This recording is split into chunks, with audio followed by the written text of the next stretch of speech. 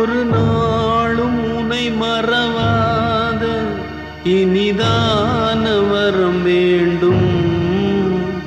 உறவாலும் உடல் உயிராலும் பிரியாத வரம் வேண்டும்.